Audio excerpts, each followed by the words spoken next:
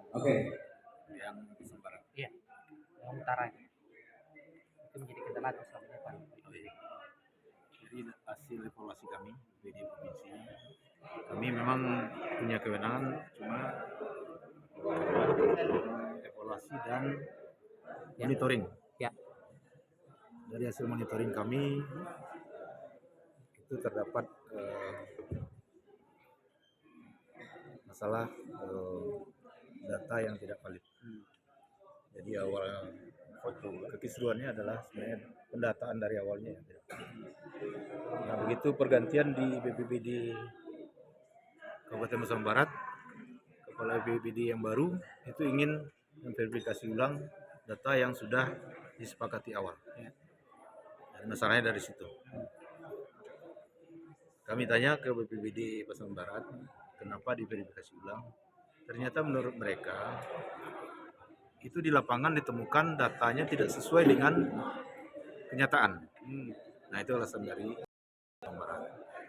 Dibilang rusak berat, ternyata sedang. Bahkan ringan gitu, tapi masuk ke rusak berat. Jadi mereka tidak mau melaksanakan, takut karena tidak sesuai dengan fakta di lapangan. Makanya mereka melaksanakan ulang verifikasi sampai saat ini.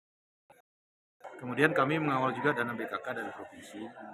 Dana BKK itu umurnya kan 2 tahun, dari November 2022 mungkin nanti Desember 2024 sudah selesai. Kalau tidak dilaksanakan berarti dana ini kembalikan ke provinsi. Sampai sekarang pemerintah Kabupaten Basa Barat itu belum menyatakan mau dilaksanakan apa tidak. Nah, kami menunggu di provinsi. Dana BKK ini bisa dilaksanakan atau tidak. Karena status DSP-nya sekarang masih sampai Desember. Kalau dilanjutkan statusnya, BKK itu tidak bisa dilaksanakan. Berarti dalam hal ini ya, di antara dua instansi BPBD dan PUPR, berarti ada terkesan lempar bola atau bagaimana Bapak sejauh ini? Saya tidak bisa masuk ke situ. Itu internal dari Kabupaten Basa Barat. Ya. Tapi bisa jadi gitu. Itu internal pernah. Berarti harus duduk ya Pak? Harusnya. Ini kan nggak bisa diselesaikan satu BPD. Komandannya kan bupati ini. Saya minta datanya jangan berubah-ubah terus. Gitu. Waktu berjalan terus. Gitu. Jadi kalau Desember tidak selesai, itu dana rusak berat ini pasti dikembalikan ke BNPB sisanya. Yang pasti merugikan Paspar juga. Sudah pasti itu. Dan BKK juga kalau tidak laksanakan kan rugi 23M untuk masyarakat tidak bisa dilaksanakan. Ya, itu 23M itu udah dikunci Pak, tidak bisa dialihkan ke rusak berat atau rusak ringan Pak ya.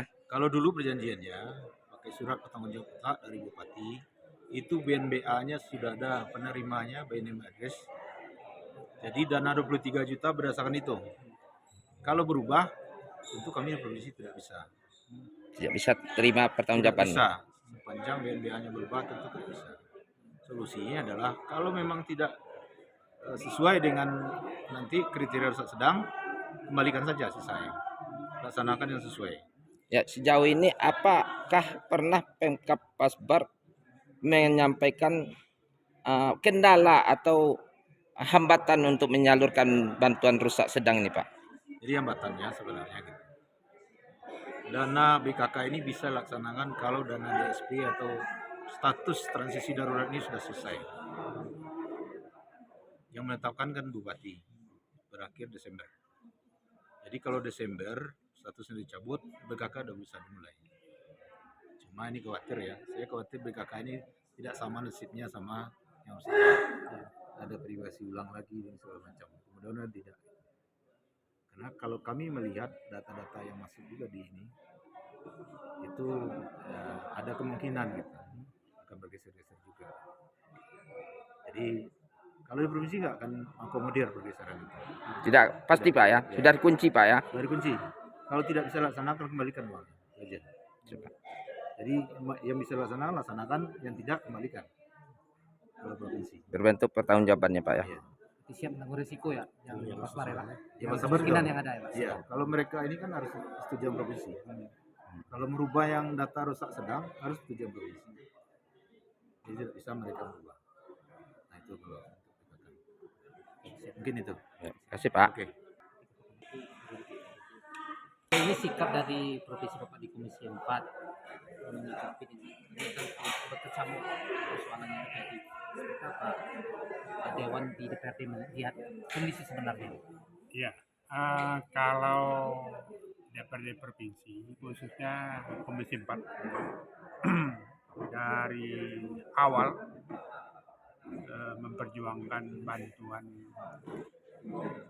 dana gempa terdampak tanggal 25 Februari 2022 itu bersama dengan kita sudah berjuang semaksimal mungkin.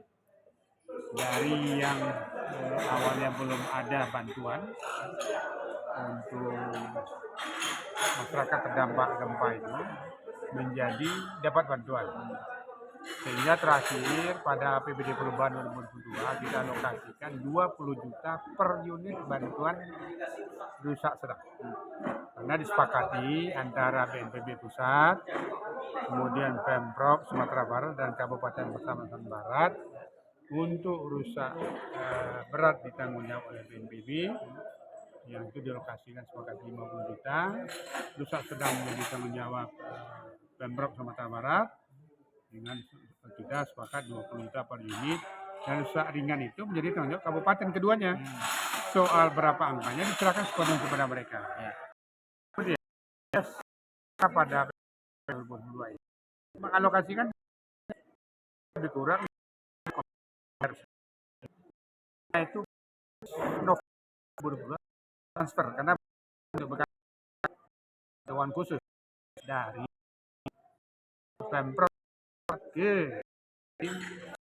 Pemda di jadi teknisnya penyerahan itu menjadi tanggung jawab Pemda Kabupaten Sumatera Barat. Nah, oleh karena itu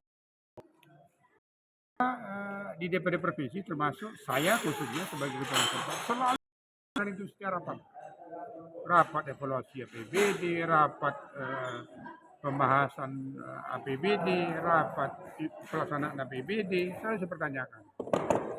Masalahnya itu pelaksanaan menjadi tanggung jawab Pemda Sumatera Barat. Sementara provinsi dalam rangka mengawasi.